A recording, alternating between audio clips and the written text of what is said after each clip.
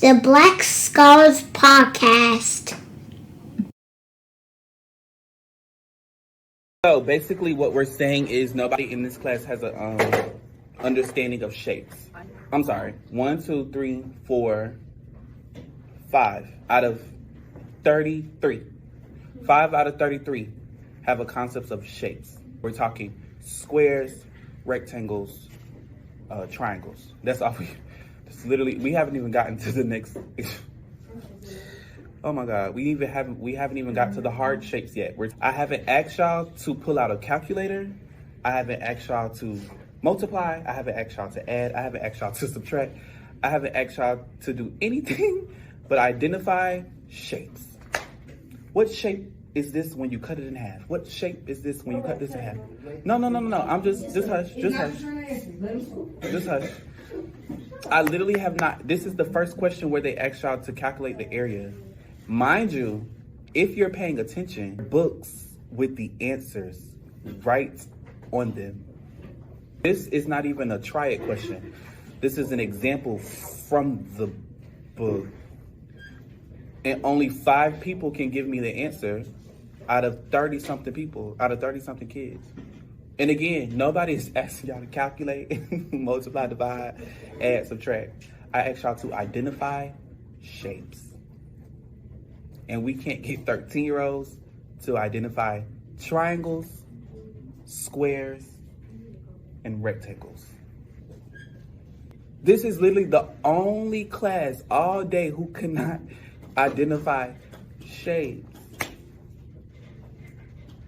So, tonight, for homework, I'm gonna need you guys to draw shapes. Draw shapes so we can understand what shapes are. Because I see we have to start at the very basic.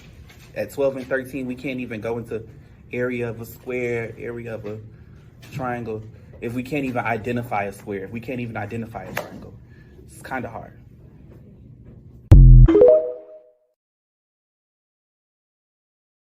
All right, cool. Thank God the video is over. So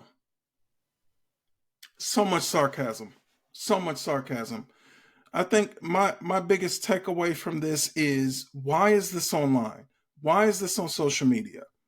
If you want social media to get involved in the fact that you have a class full of 12 and 13-year-olds who are not able to do a prerequisite foundational skill, they don't have that. Wouldn't it make more sense to create like a project which requires social media to like support you, like a Donors Choose? And there's like 1,000 variations of Donors Choose. To me, that would make more sense without the sarcasm, without being condescending to 12, 13-year-olds. And do you guys pick up the tension? Now, maybe if you've never been in the classroom environment before, you don't. But for my tribe, for my community, you guys obviously have been in the classroom before, or in the classroom right now. That back and forth between that teacher and his students, even though we couldn't see the students, but you could hear them, it doesn't seem to be an environment where learning, let's just cut the crap. Learning is supposed to be a safe haven. Just plain and simple.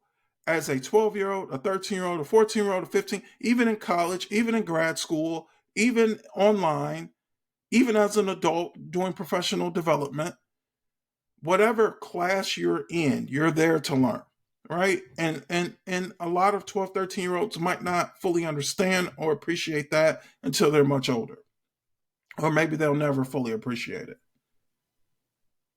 But that environment that we create as educators, especially Black educators, needs to be a safe environment. It needs to be a safe haven where kids can feel like they can make mistakes. They're allowed to make mistakes. It's a part of the learning process. It's a part of brain development. It's a part of cognitive processing. I do not see, based on this video and some of the other videos I've seen from this educator, I don't see a positive environment. I see him pinpointing students who have these prerequisite skills and then basically telling everyone else you suck. He didn't say you suck, but basically that's how those students feel, more than likely. We can make that assumption. And do the students not really know how to identify the shapes and whatnot? And it looks like, again, 7th grade math, so maybe he's teaching geometry. So are we 100% sure that all of these students of the 30, 35 don't know how? Or is it that they don't feel comfortable in this environment? They don't feel comfortable making a mistake. Would you put yourself in his classroom? Or if you're a parent, would you want your son or daughter in his classroom? As a dad with a son and a daughter, and my daughter is in 8th grade, hell no. I would not want my daughter in his class. I just wouldn't. I'm just being honest. I'm just being candid. And I've done an episode before, Black Scholars Podcast, hello guys, on social media usage. And I get that there are a lot of educators that go viral.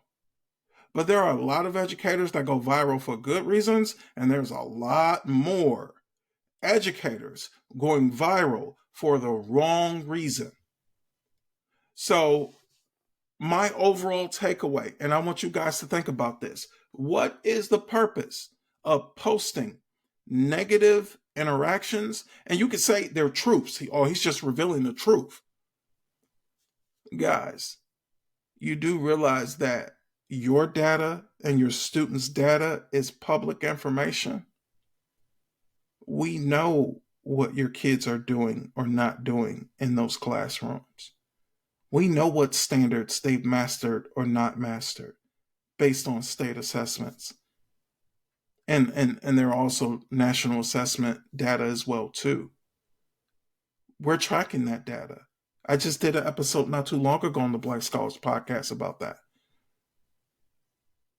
I'm going to ask as kindly as I can, if you're an educator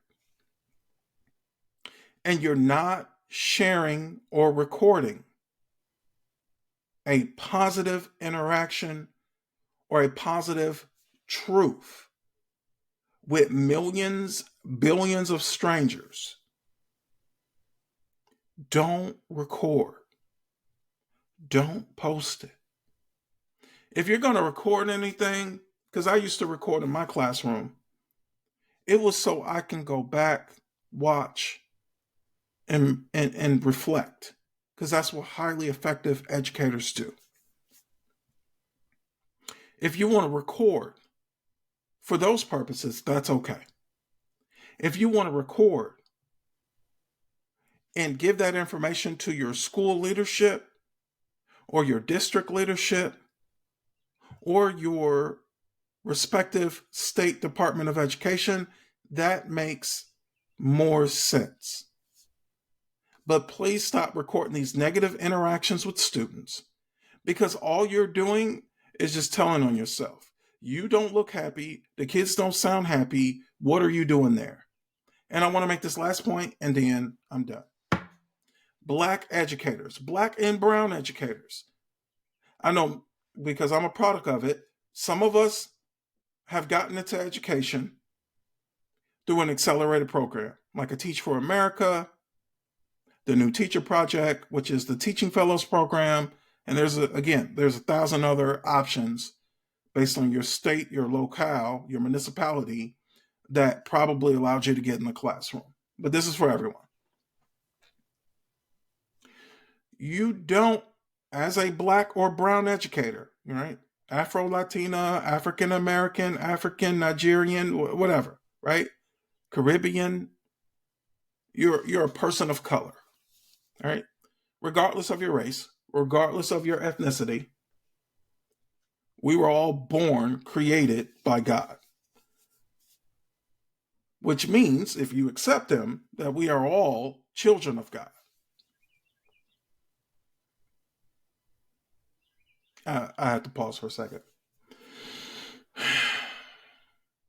Black and brown educators, You do not have to teach in a known black or brown school if, conditional statement, it doesn't fit you.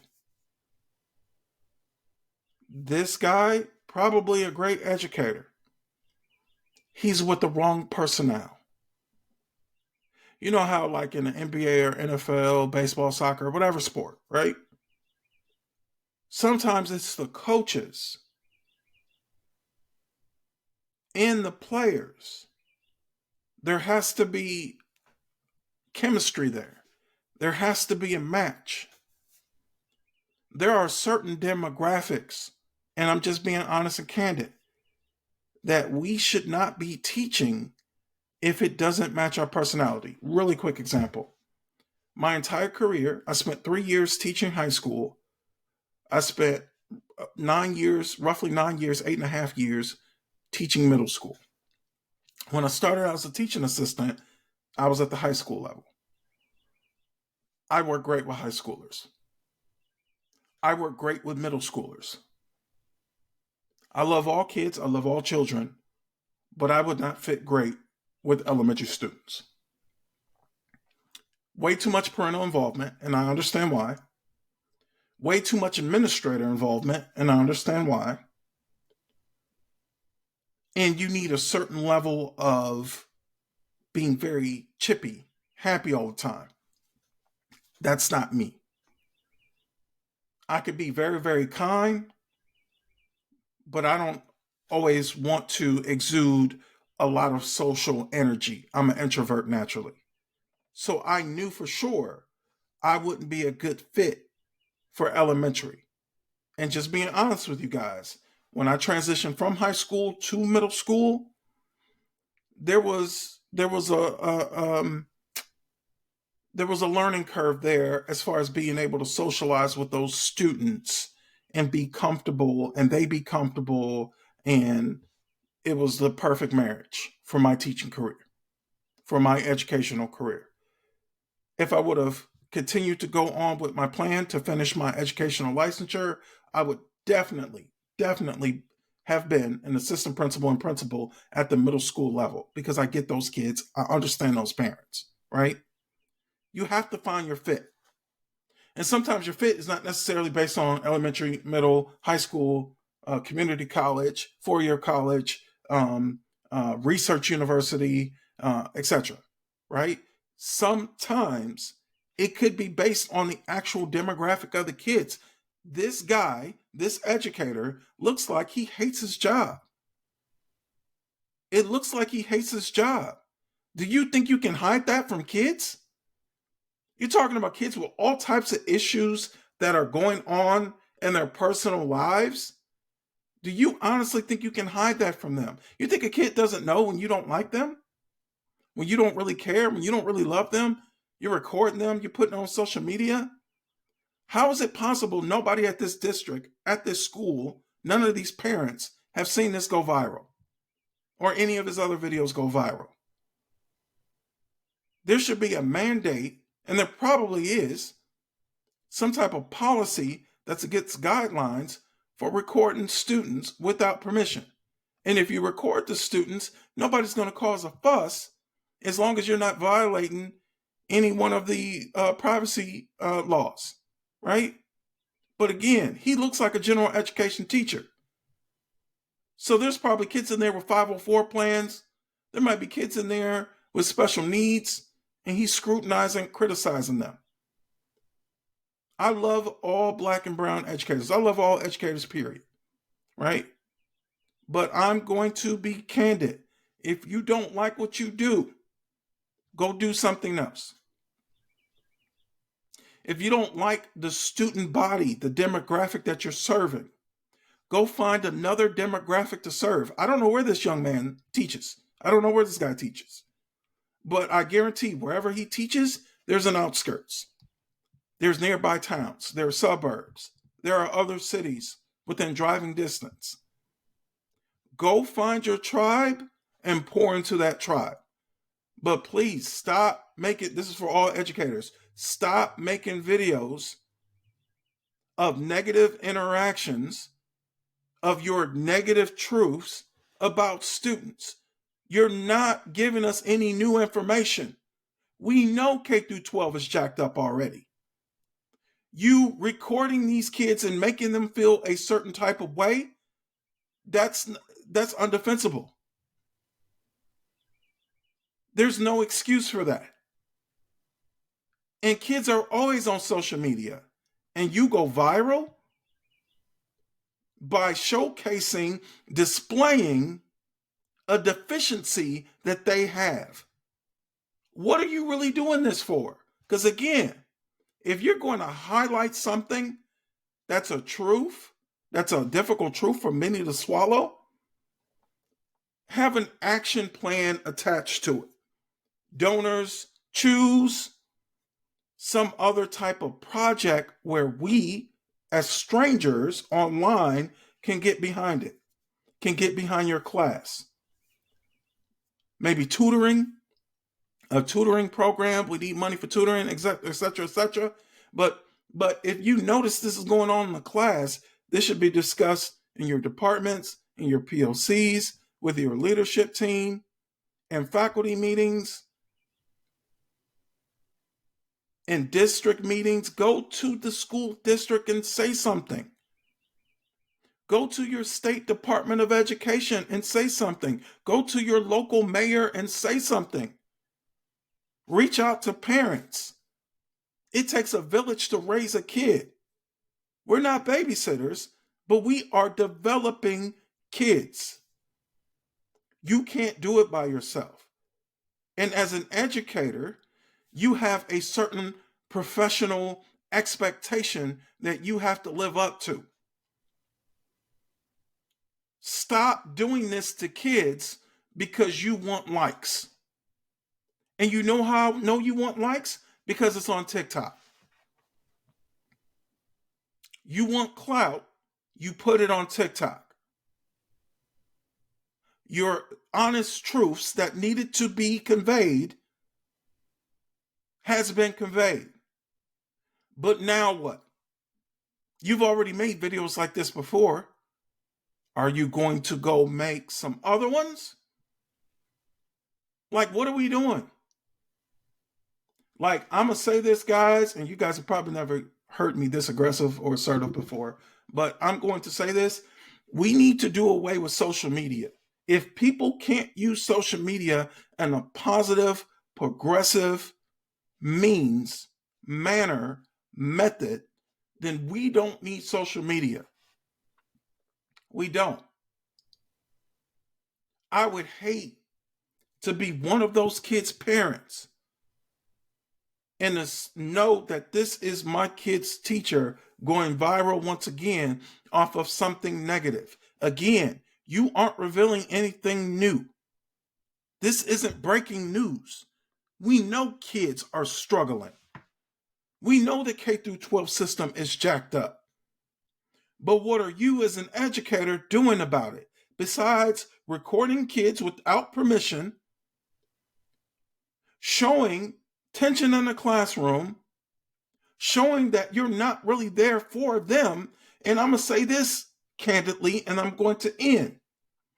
If you don't have a spirit of servitude, if you don't feel called to that classroom,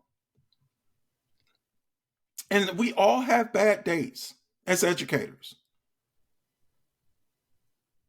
but if you don't feel called to that classroom, if you don't feel called to serve those students, if you don't feel called into education to use your love, your gifts, your talents, your passion, your interests to enhance the lives of others, then please get the hell out of the classroom ASAP. And that goes for any educator there is. Get out of the classroom. And I'm not saying get out of the classroom and go into leadership or go work for the district. I'm not saying that. Get out of education. Go take your intelligence, go take your articulation, your critical analytical thinking, your ability to go viral, and go do something else. Our kids deserve better. our tribe deserves better. Subscribe to the Black Scholars Podcast, y'all. I'm out. Jesus Christ. Oh, Jesus, Jesus, Jesus.